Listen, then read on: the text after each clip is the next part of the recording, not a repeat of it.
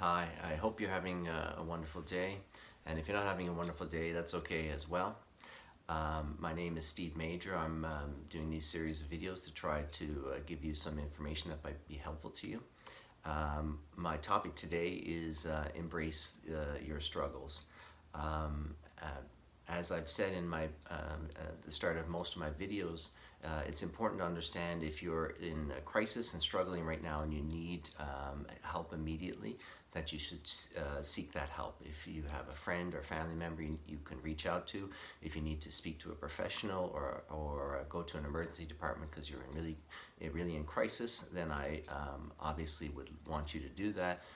Because I care about you, and that's something that I think all physicians get into their profession because they feel some care and responsibility for other people and want to help people. So my topic, embrace your struggles. So I think we have a time in our lives where we all face different struggles, and I don't think it's possible to be an enlightened or engaged human being if you haven't had some struggles or adversity in your life. I can't imagine that anybody hasn't had something that they've struggled with in their life. I haven't met anybody so far in my 49 years of life. The problem we have is that we feel that struggles and adversity and conflict are a bad thing. And what my experience has taught me, even in my personal experience, going through my own midlife crisis and some burnout through work and divorce and just family issues, that adversity was a challenge for me to look in the mirror and see whether I was actually living the life I wanted to live and how could I change and grow as a human being. So I think we have a difficult relationship with any adversity. We assume that anytime we're struggling that it's a bad thing. But I personally believe that most of the time that people are having bad things, it's actually when they're stuck. Most people, or a lot of people, are stuck in a pattern of behavior where they're just on the gerbil wheel. They're going from A to B to C to E and repeating that cycle. And I think you can spend a lot of years of your life where you're not actually having an engaged life and on the gerbil wheel. You're spinning your wheels, you feel like you're getting ahead, but you're really not getting ahead. So when we have a challenge, whether it's a family illness or a personal tragedy or just even a personal development issues, we find that we have to look in the mirror and there's parts of us that we're not happy with that we want to change. That's an opportunity for us to grow as a human being, as an individual. So I think we frame our life in different ways. And I think if we frame that every time there's an obstacle that we have to face as a bad thing, then it is a bad thing. Well, if we frame that an obstacle or a challenge is something for us to learn from or grow from, then we can change that whole narrative to be a positive thing. So I think whatever you're struggling with, if you're struggling with whether it's financial, whether it's family issues, whether it's aging or personal illness, it gives you an understanding that we are all mortal. We're only here for a limited amount of time. And in the process of our lives, are we living the life that we want to live? Am I living the life that I want to live? If I'm not living the life I want to live, when am I going to do that? When am I going to be brave enough to make the decisions that are necessary to have the engaged life that's available to me? That engaged life of being present every day for yourself and those that you love is available to everyone. And no matter your challenges, you're able to have an engaged and fulfilling life if you believe that that's available to you. I think if you're struggling, look at the struggles that you have and try to decide whether how material they are in terms of are they really that important. I remember times in my life where I'd get upset over little silly things my children would do that really had no real importance. I'd get upset if they spilled some milk or juice on the kitchen table or things.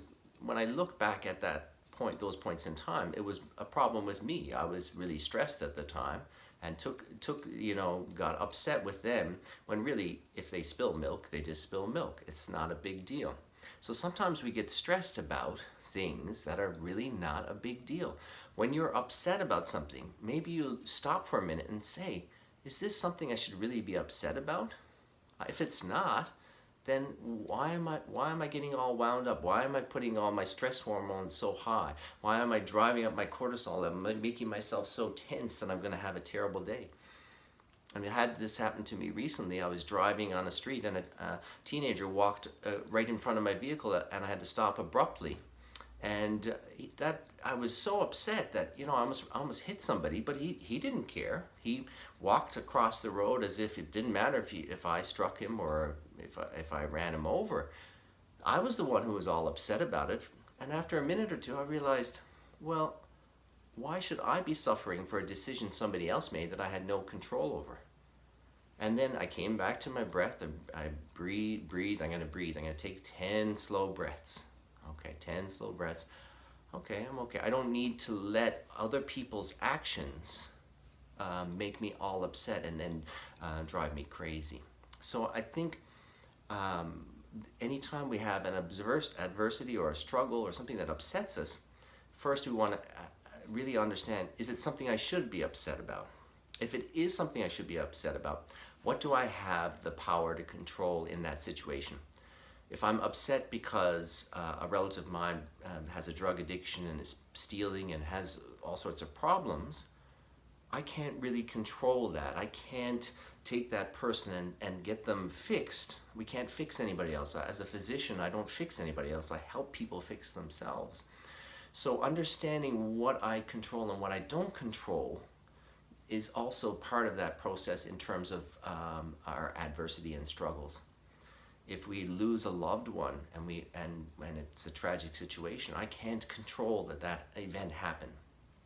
And instead of working through a process of bitterness and anger about something that happened that was beyond our control, I could live to say, how did that person's life enrich mine? How can I live my life onwards, recognizing that person, if they died tragically, would never want me to be unhappy? So I think whatever happens to us in life, we need to start developing some self-awareness and self-understanding in a way that we can take these adversities and obstacles that happen to fall in front of us sometimes, and sometimes we put them in front of ourselves, and understand, are they really important? And if they are important, is this an opportunity for me to overcome something I need to change in myself? If I'm constantly in a process where the obstacles come up and I'm afraid to challenge myself, I'm afraid to grow as a human being, if I need to be a public speaker and I'm afraid to get up on stage and say what I need to say, then how do I overcome that fear? So those obstacles that we put in front of us are challenges, but for all of us, there's an opportunity for us to overcome them. And that's you, that's everybody I know. I've seen people overcome challenges that I think nobody felt that they could overcome. Part of it was, I think, having me say that I believed in them. I believe that people can overcome what they're facing. If you don't believe in yourself and you hear it from somebody else, maybe you start believing in yourself. But regardless, I know that human beings and every person I've met in my life is capable of much more than they realize if they believe in themselves.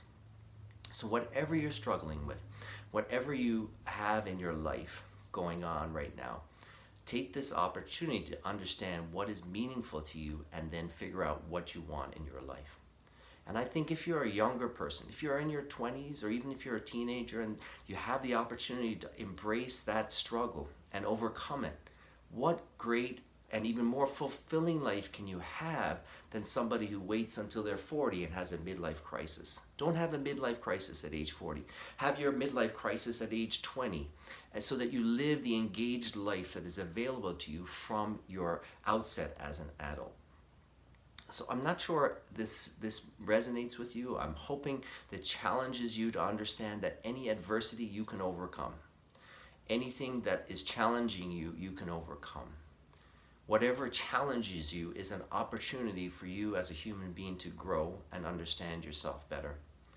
And I believe that if you face your challenges and work towards overcoming these obstacles, you can have the most beautiful, peaceful life possible. I hope this challenges you to think about obstacles and adversities in your life in a different way. And as I say in all my videos, I believe in you. You've got this. Be brave and just live. Thanks for tuning in, and I hope you have a wonderful day. Take care.